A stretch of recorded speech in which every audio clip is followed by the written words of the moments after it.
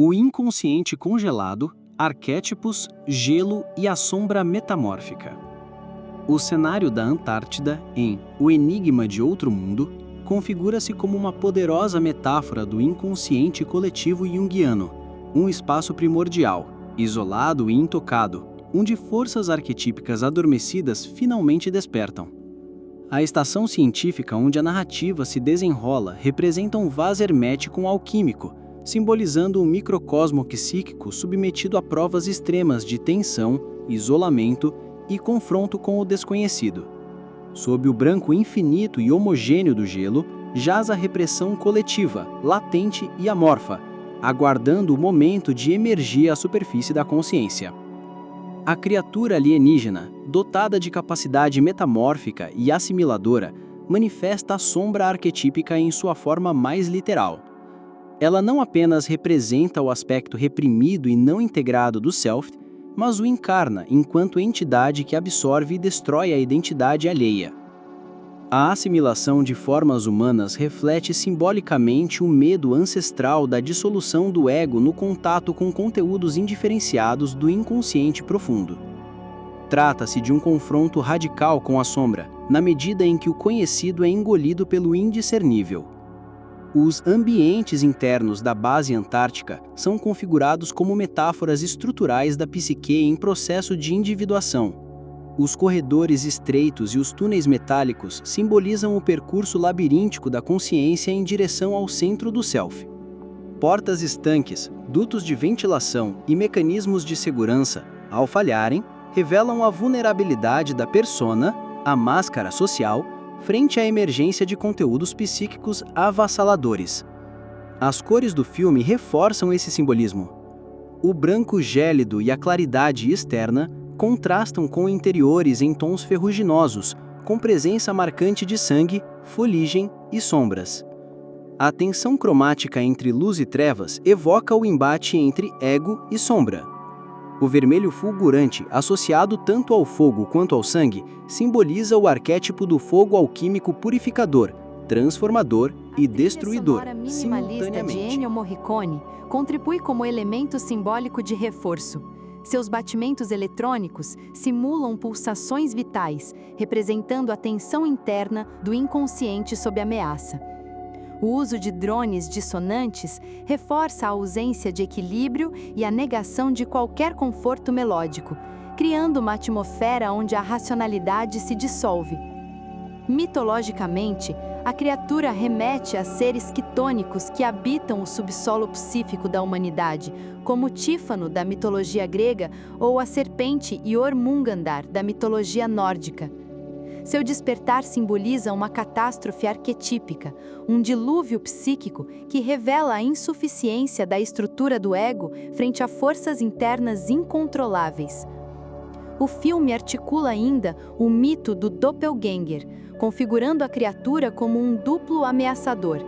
A ambiguidade das formas humanas mimetizadas representa o terror do reconhecimento do eu no outro, o reconhecimento da sombra dentro de si.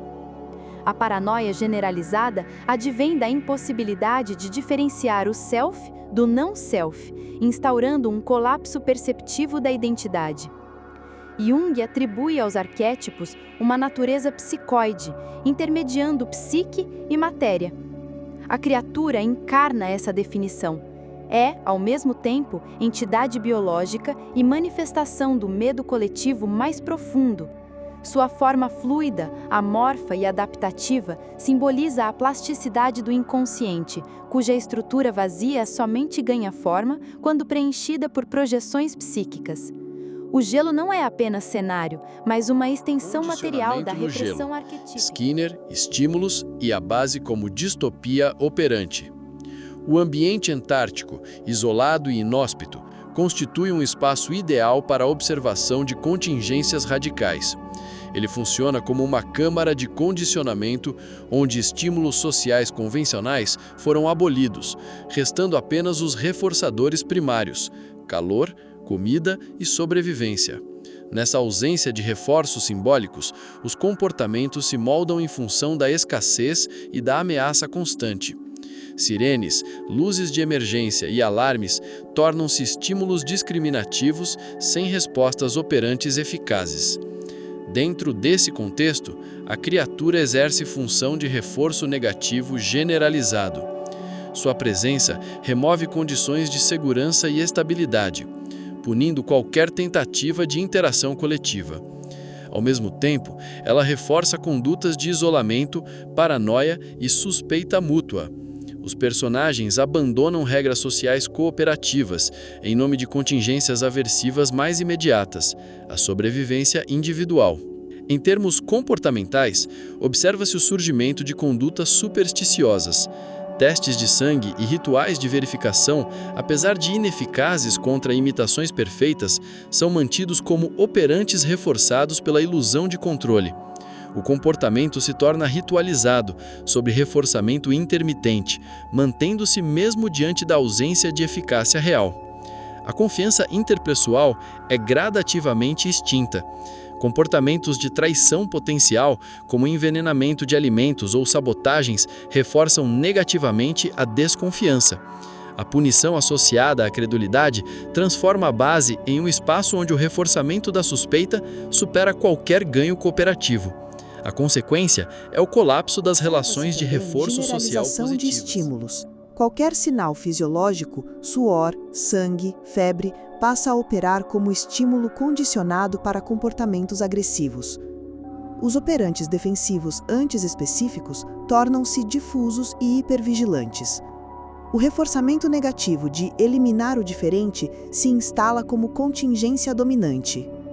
A base antártica pode ser lida como uma distopia comportamental, uma sociedade onde os estímulos discriminativos perderam validade, reforçando operantes destrutivos. O ambiente não favorece a homeostase comportamental, mas sim o desequilíbrio e a regressão a padrões primitivos de enfrentamento. Skinner já advertia sobre sistemas onde a ausência de reforço cultural estável geraria operantes de autopreservação incompatíveis com a vida em grupo. Tal distopia reflete tendências sociais contemporâneas. Durante pandemias, sintomas vagos se tornam estímulos ambíguos, reforçando isolamento e hostilidade. Em guerras híbridas, o inimigo invisível desencadeia comportamentos paranoicos e contingências baseadas em punição preventiva. O filme antecipa esse colapso através de sua criatura, que atua como estímulo aversivo universal, redefinindo todas as contingências dentro do ambiente. A criatura, portanto, não apenas representa a sombra junguiana, mas também uma metáfora comportamental radical.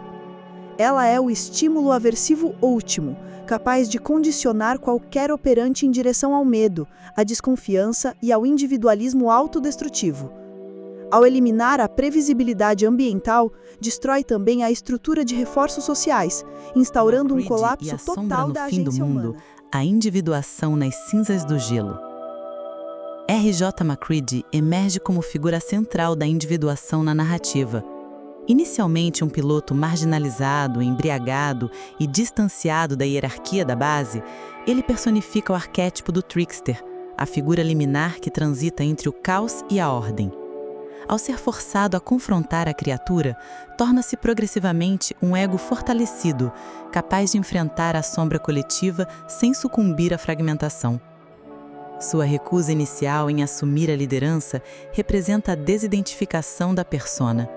Ele abandona o papel tradicional do herói racional para adotar uma postura cínica, observadora e analítica. Essa negação simbólica do papel social é o início de seu processo de individuação. A persona é desmontada e o verdadeiro self inicia sua emergência por meio do confronto direto com o desconhecido. A cientista Blair funciona como projeção da ânima de MacReady. Ela representa a intuição racionalizada que, ao se tornar perigosa, é destruída. O ato de incinerar o trabalho de Blair é simbólico. Trata-se da renúncia à ilusão de controle e à falsa esperança na racionalidade científica diante da irracionalidade absoluta da sombra. O processo culmina na aceitação do paradoxo fundamental, a coexistência da humanidade com o inumano. Macready não derrota a criatura de forma absoluta. Em vez disso, destrói a base, sua própria casa simbólica, para impedir a propagação da ameaça. É um gesto alquímico de dissolução e transmutação, necessário à integração do céu. Onde compartilham um trago de uísque no frio extremo, simboliza a unio mentalis. Nesse instante, os opostos, confiança e desconfiança, humano e inumano, tornam-se indistintos. O calor do fogo é a única âncora simbólica em meio ao colapso total da estrutura identitária. Eles já não sabem quem é o outro, mas compartilham um destino comum da incerteza. Jung defendia que o verdadeiro encontro consigo mesmo só ocorre na escuridão, longe da certeza, da ordem e da luz. Macready representa essa travessia. Ele não triunfa, mas se transforma. Não salva o mundo, mas confronta a verdade de que o mal está dentro e fora. A sombra não pode ser destruída, apenas reconhecida. O final aberto do filme espelha o conceito de unus mundus, uma realidade onde dualidades colapsam. O humano e o alienígena, o bem e o mal, o conhecido e o desconhecido, coexistem em um estado simbólico indiferenciado. Tal conclusão desafia o desejo moderno de pureza psíquica ou redenção total, revelando o abismo do inconsciente como único caminho possível para o despertar da consciência. O conhecimento não vem através da luz, mas através das trevas, do conhecimento e integração das próprias sombras. Carl Gustav Jung. Aeon.